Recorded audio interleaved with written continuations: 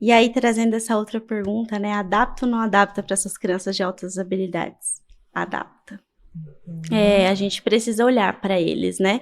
Talvez a gente pense uma criança com um cognitivo mais elevado, não vou adaptar, né? Ele vai se virar super bem.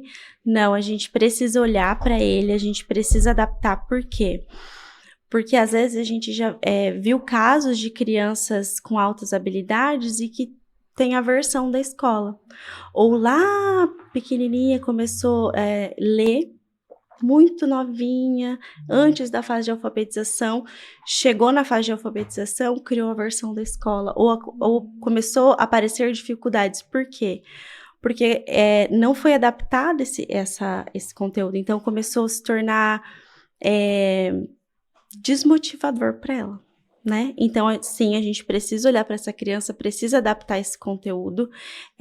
A gente não tem como avançar essa criança, né? Então, a gente precisa pensar na realidade dela e precisa ter esse olhar para que a gente não crie aí uma aversão escolar nessa criança e para que a gente use essa potencialidade. Então, eu não vou também segurar essa criança, né? Não está no momento ainda dela aprender isso aqui, né? E aí eu não avanço. E aí essa criança se desmotiva. Não, a gente precisa olhar, a gente precisa usar essa potencialidade, né? E como seria isso? Então, a criança, vamos pensar, a sala dela tá reconhecendo letras, tá? Uhum. Tá no processo de reconhecimento, a professora tá apresentando os grafemas.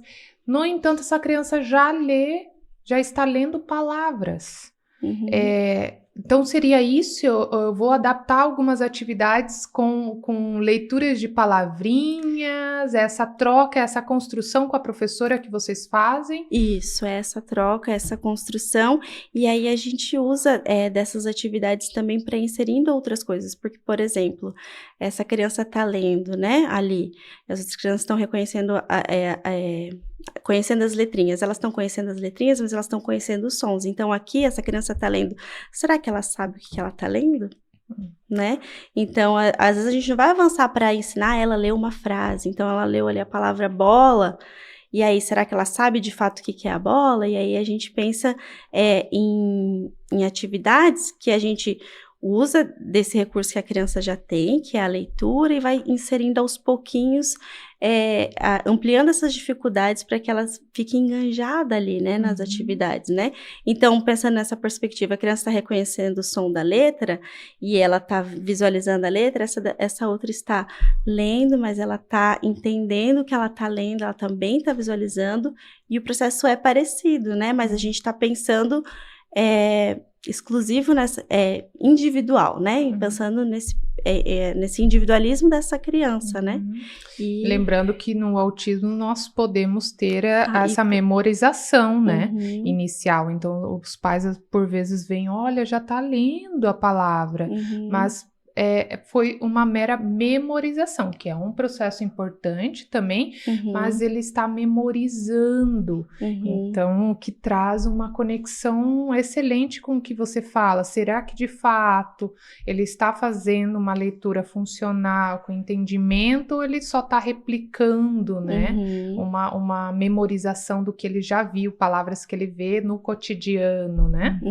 E até me vem também a questão que quando às vezes a criança também cria um hiperfoco, né, nas palavras, na apostila propriamente, e aí ela toda a aula ou toda a sessão ela quer aquele mesmo recurso, ela quer as letras, as palavras, e não está preparada para fazer atividades que condizem com a faixa etária e com o contexto escolar. Por exemplo, desenhar, pintar, recortar.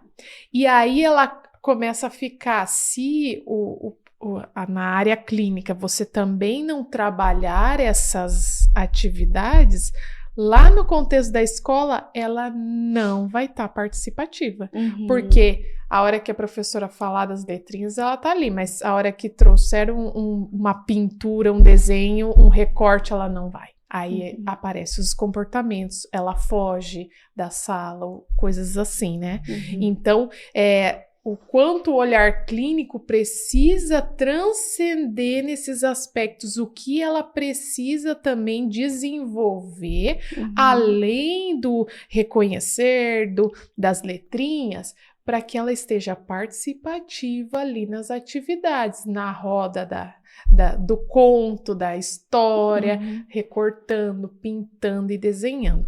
Para a criança que tem dificuldade de abstração, desenhar é muito difícil. Ela não tem ideação do que ela vai fazer. E aí, quando você não tem ideação, nada sai. Você pode saber pegar o lápis, você pode saber para que serve o lápis, mas na hora de projetar aquela imagem, não vem. E aí não é um não gostar de desenhar. Tem que ter um olhar além daquilo. Talvez ela não esteja compreendendo o que é para fazer ou não tenha ideação de como pôr aquilo no papel.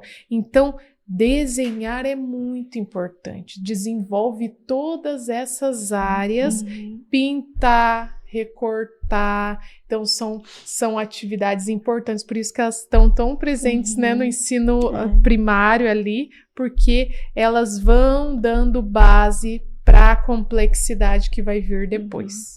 E para fechar essa fala, André, eu queria trazer também o quanto é importante a gente ressaltar a importância da psicopedagogia e da neuropsicopedagogia, que por vezes já ocorreu muito de também ficar esquecida, né?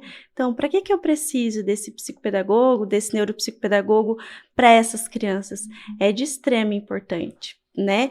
De importância, assim, para essa avaliação, para a gente olhar para essa criança, para a gente entender essa potencialidade. Essa criança vai para a escola, ela vai precisar desse suporte, né? Então, muitas vezes falam, o psicopedagogo faz reforço escolar? Não faz reforço escolar. Ele vai entender essa criança, como que ela aprende, e aí ele vai potencializar esse aprendizado e vai trazer as estratégias para casa, para a escola, né? Então, eu queria ressaltar e puxar essa sardinha para a área de que é de fato muito importante na equipe multi e na vida dessas crianças atípicas, né?